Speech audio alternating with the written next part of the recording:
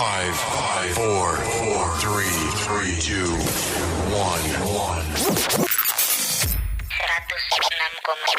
FM Radio.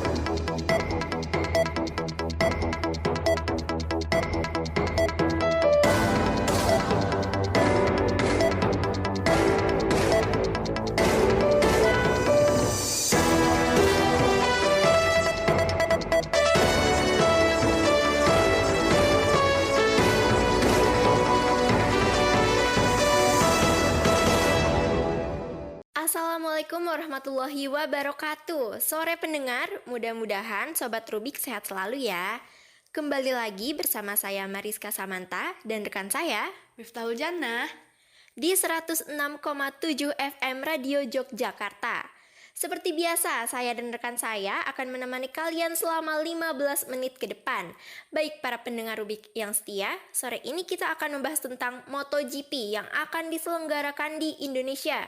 Gimana Miftah menurutmu? Apakah para pendengar tertarik nih tentang info persiapan MotoGP? Tentu saja Mariska, karena ini pertama kali diselenggarakannya MotoGP di Indonesia.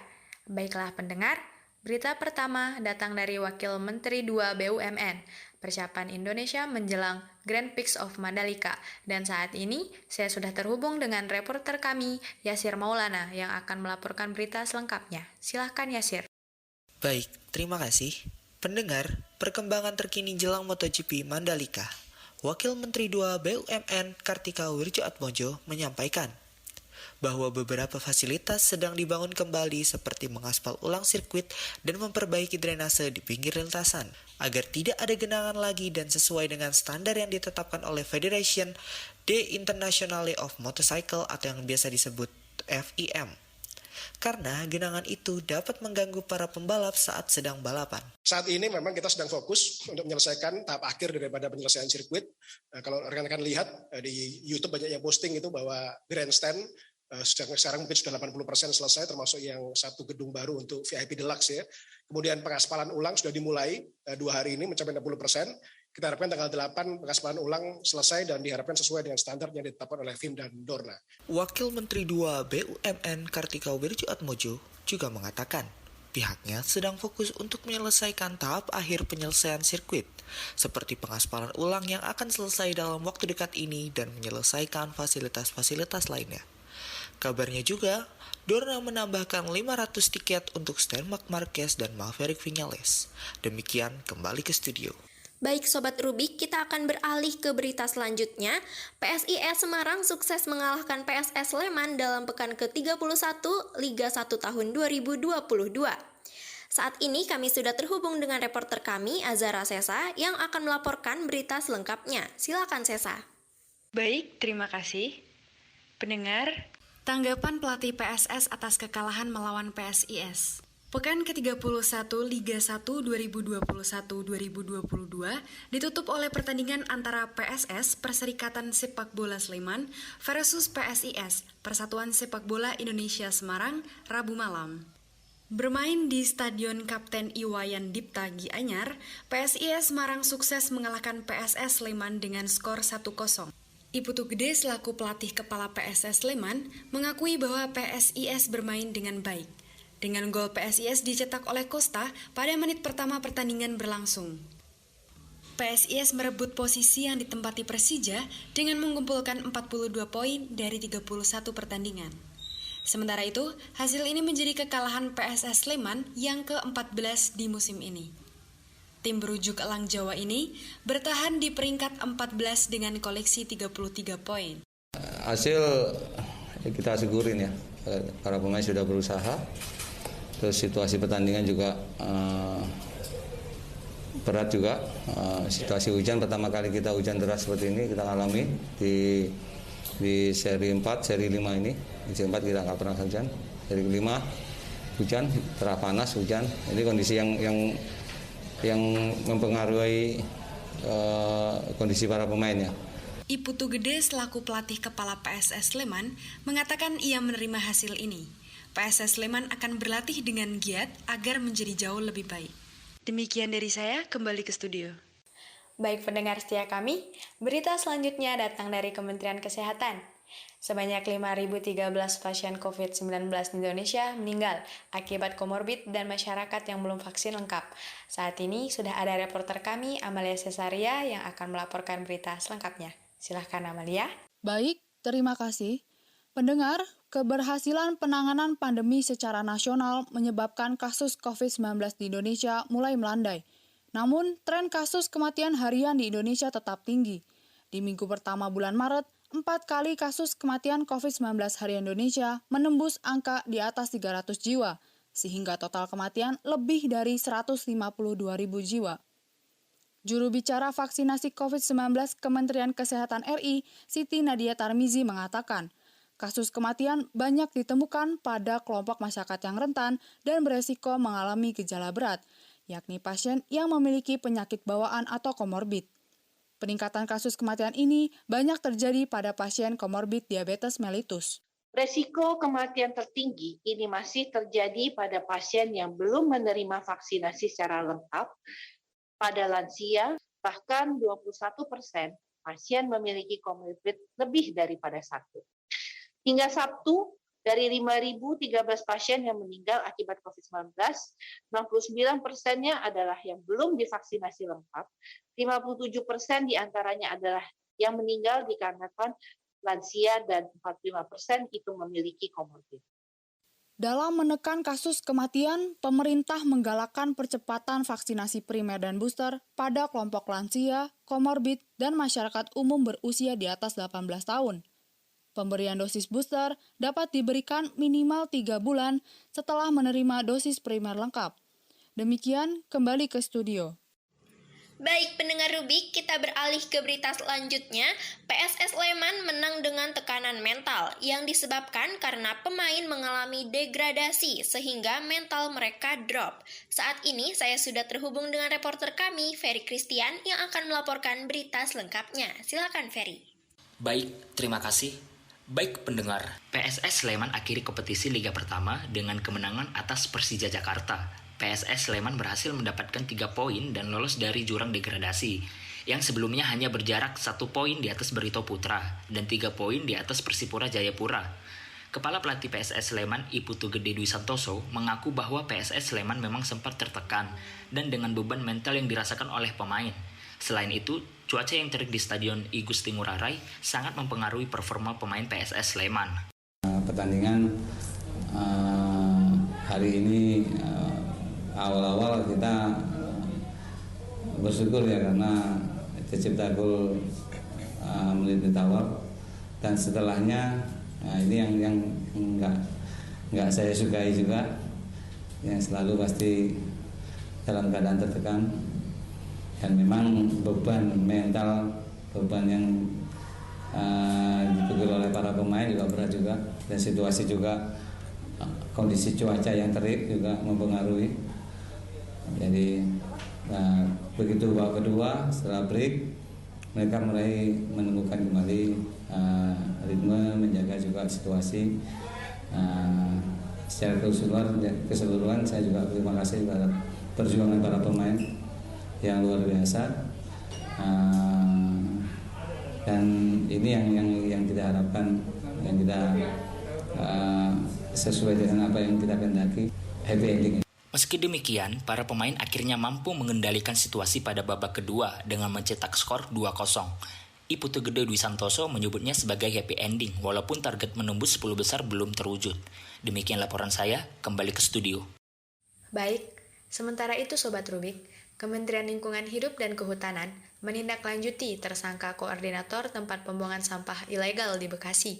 Saat ini, saya sudah terhubung dengan Salsabila Kansa yang akan melaporkan berita selengkapnya. Silahkan, Salsa. Baik, terima kasih. Pendengar, penegak hukum Kementerian Lingkungan Hidup dan Kehutanan jatuhi hukuman kepada tersangka koordinator tempat pembuangan sampah ilegal di Kabupaten Bekasi, Jawa Barat. Hal ini menindaklanjuti aduan dari masyarakat terkait adanya tempat pembuangan akhir sampah seluas 3,6 hektar di bantaran Sungai Cikarang Bekasi Laut di Desa Sumberjaya, Tambun Selatan, Bekasi, Jawa Barat. TPA sampah ini tidak mengantongi surat izin resmi dari pemerintah alias ilegal. Setelah melakukan rangkaian pemeriksaan, penyidik Gakum KLHK dibantu oleh Polri telah menetapkan tersangka ES sebagai koordinator kegiatan ilegal tersebut. Tersangka saat ini sudah ditahan di Rutan Bareskrim Polri, Jakarta. Terkait hukuman yang ditujukan kepada ES, pada konferensi pers, Direktur Jenderal Penegakan Hukum KLHK, Yazid Nurhuda, menyatakan sebagai berikut. Nah, ini pasal dugaan yang kami sangkakan adalah pasal 98 Undang-Undang 32 tahun 2009 tentang perlindungan dan pengelanggengan hidup, yaitu melakukan kegiatan yang mengakibatkan dilampauinya kriteria baku kerusakan dengan minimal penjara ancamannya 5 tahun, maksimal 15 tahun, dan denda minimal 3 miliar. Maksimal 15 miliar, betul. Diduga TPA sampah ilegal ini sudah beroperasi sejak tahun 2014 hingga Januari 2022.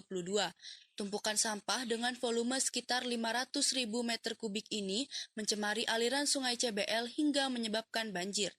Petugas Dinas Lingkungan Hidup sedang membersihkan timbunan sampah ini dan dipindahkan ke TPA Burangkeng, Bekasi, Jawa Barat. Salsabila Kansa melaporkan dari Bekasi. Kembali ke studio. Baik, terima kasih Salsabila atas laporannya. Sobat Rubik yang setia, berita selanjutnya datang dari Komisi Perlindungan Anak Indonesia. Aksi bejat guru ngaji cabuli muridnya. Saat ini saya sudah terhubung dengan Mutia Hairunisa yang akan melaporkan berita selengkapnya. Silakan Mutia. Baik, terima kasih. Pendengar, seorang guru ngaji ditangkap polisi karena menyodomi muridnya yang berusia 11 tahun. Kasus pencabulan tersebut terungkap dari kecurigaan orang tua korban. Menurut Kapolres Lubuk Linggau, AKPP Nuryono melalui Kasat Reskrim, AKPM Romi, kasus sodomi ini terungkap dari kecurigaan orang tua korban terhadap kondisi kesehatan anaknya. Dari hasil interogasi, tersangka mengakui perbuatannya telah menyodomi korban puluhan kali sejak kelas 3 SD. Setiap melakukan aksinya, korban selalu dipaksa dan diancam akan dibunuh. Keseharian tersangka mengajar di tempat belajar dan mengajar ngaji privat. Ia mengaku sudah memiliki seorang istri dan 2 orang anak. Atas perbuatannya, tersangka dikenakan ancaman hukuman 20 tahun penjara. Tak terima dengan hal itu, orang tua korban lalu melaporkan kasus ini ke polisi hingga AF berhasil ditangkap.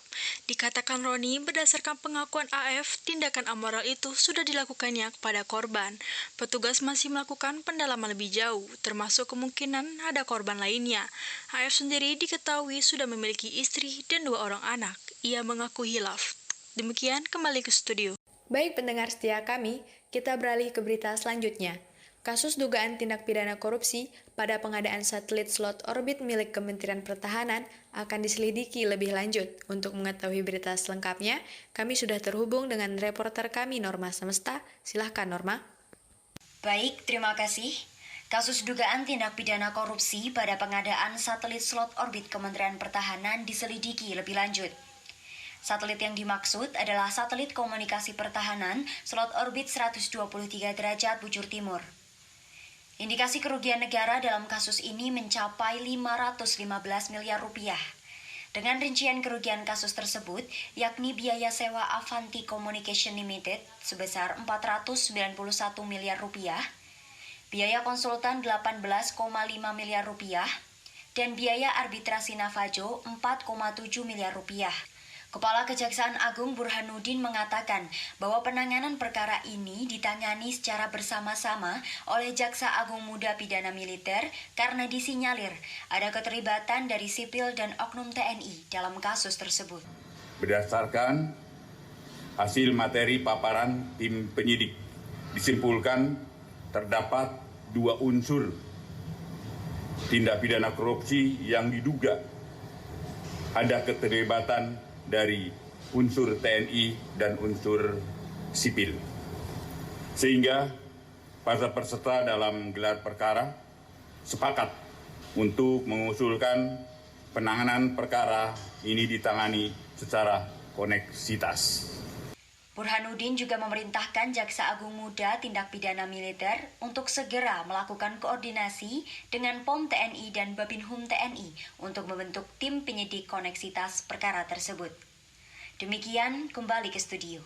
Demikian berita terakhir yang kami sampaikan. Terima kasih telah mendengarkan Rubik News sore ini. Saya Mariska Samanta dan rekan saya Miftahul Jannah beserta kru yang bertugas pamit undur diri. Terima kasih dan selamat sore.